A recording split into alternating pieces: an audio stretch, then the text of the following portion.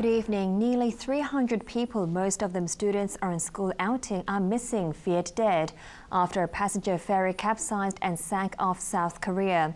A massive rescue operation is underway to find survivors of what could be the country's worst maritime disaster in more than 2 decades. ATV's Amory Sim reports. News of the disaster broke when the passenger ferry sent out a distress call at around 9 this morning after it began leaning to one side in apparently calm seas about 100 kilometres south of the Korean peninsula. Dramatic footage provided by the South Korean Coast Guard showed dozens of boats, helicopters and divers scrambling to rescue the 477 passengers who had been sailing from Incheon to the southern island of Jeju. Authorities said more than 300 of the passengers on board were secondary students from a school in Seoul on a field trip to the popular tourist island. As shell-shocked passengers were rescued from the vessel, some described scenes of terror as the more than 6,500-ton ferry began sinking fast. Many passengers claimed the onboard announcement had told them to stay put while the ship was sinking, and those who listened were trapped. Authorities first confirmed 2 deaths, a high school student and a crew member, and claimed hundreds had been rescued in a highly successful operation. But they soon painted a much more disastrous picture, putting the number of missing people at around 300 and blaming their earlier estimates on a miscalculation. Lee Kyung-ok, a minister in charge of the government's emergency response team, said the actual number of people rescued could be higher than the official count, since many passengers had been picked up by fishing boats and taken to different ports on nearby islands. Lee added that underwater rescue efforts were hampered by poor visibility. There were chaotic scenes at this school in the suburbs of Seoul, where distraught parents had gathered desperate for news of their children. Buses packed with hundreds of parents were taken to a port south of the capital, where some of the rescued passengers had been transferred. For those who survived the ordeal, there were emotional reunions with family members at gyms turned into makeshift emergency centres. The cause of the accident was not immediately clear. South Korean news media cited unidentified passengers as saying that the vessel had begun tilting severely after a loud impact. It later capsized and sank, with only its tip protruding from the water. The water temperature in the area was cold enough to cause hypothermia after about 90 minutes, adding to the sense of urgency to find survivors. Here in Hong Kong, lawmakers have raised fears of a cover-up after government radio reported that the MTRC knew back in January that its high-speed rail link to Guangzhou would be delayed for 2 years. The railway firm admitted yesterday that the multi-billion-dollar project would not be finished on time next year. The MTRC blamed unforeseen difficulties, in particular the damage to a tunnel boring machine during last month's black rainstorm warning.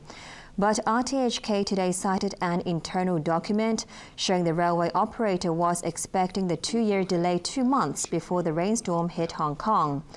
Transport Minister Anthony Cheung again denied hiding anything today, but many are refusing to believe his claim that he only found out about the delay last weekend.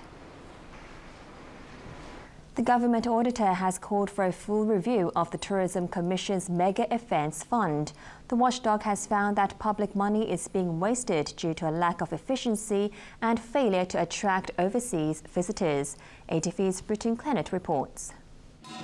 The Director of Audit's latest Value for Money report is highly critical of the Mega Events Fund, which sponsors some of the city's biggest cultural and sporting events, including the Dragon Boat Carnival and the Hong Kong Golf Open. The fund, which is run by the Tourism Commission, has been allocated $250 million since it was created in 2009 to help bring in more visitors. But the audit report accuses the Mega Events Fund, or MEF, of wasting money and falling short of its aims on several levels. One of the problems it exposed today is the high number of rejected applications. Nearly 70% of proposed projects were knocked back. But Geoffrey Lam, chairman of the MEF's assessment committee, defended its standards. Well, there is a set of principles that we have to follow. Whenever there is an application, the applicant has to fulfill all the requirements. If any one of those fail to meet the requirements, then the application will not be approved. The Director of Audit also highlighted concerns about job creation. While the report acknowledges that thousands of jobs were created through the MEF's 24 events, the auditor found that much of the employment opportunities were short-term, and it suspects the number of paid jobs has been overstated. The watchdog found that one of the major objectives of the fund of attracting overseas visitors had not been met because many of the proposed tourism packages were not successful. Some events were poorly organised and organisers failed to listen to public feedback. There were also cases of conflicts of interest and some instances when expenses had not been verified through evidence such as quotations and invoices. The audit urged the Tourism Commission to conduct an overall review of the MEF. Britain Clinnett, ATV News. The auditor has also warned that the government may not be able to meet its public housing target in 8 years' time. ATV's Arthur Urkeola reports. The government has made it a top priority to tackle the city's shortage of affordable housing, setting a goal of building 200,000 public rental flats by 2022. But the latest audit report has cast serious doubt on that. By 2017, the Housing Department is expecting 79,000 public flats to be completed, and in the 5 years after, it has identified sites for more than 100,000 flats. While this would mean more than 179,000 flats in total, it falls far short of the target. The audit report says this will also mean an increase in the average waiting time for public housing, a benchmark which indicates how well the government is dealing with meeting demand. The target is to maintain the current 3-year average waiting time for public housing applicants, but this is expected to increase to a level well above that in the coming years. The auditor is recommending closely liaising with the Development Bureau and the Planning Department to secure suitable sites and make the best use of them for meeting the housing targets. The report also called for closer monitoring of construction projects so that early action can be taken to avoid delays. Aside from concerns about public housing, the auditor also identified more than 700 housing units for civil servants, which are currently being left unused. There are 198 of these vacant quarters being leased or pending disposal by the Government Property Agency. Meanwhile, 5 other departments are holding a total of 498 vacant units, 330 of which were being held by the Water Supplies Department.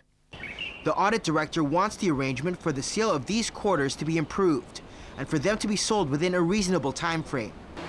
The report also recommends assistance for the Water Supplies Department in putting its surplus accommodation to good use. The audit chief called in the department's director to speed up allocating occupants to the vacant quarters so that those left over can be released for different uses. Arthur Urkeola, ATV News. Lawmakers have finished the second reading of the government's budget bill, setting the stage for a showdown with radicals who are trying to filibuster it with a record 1,900 amendments. There was plenty of drama in LegCo today as top government officials criticized the radicals and tempers flared.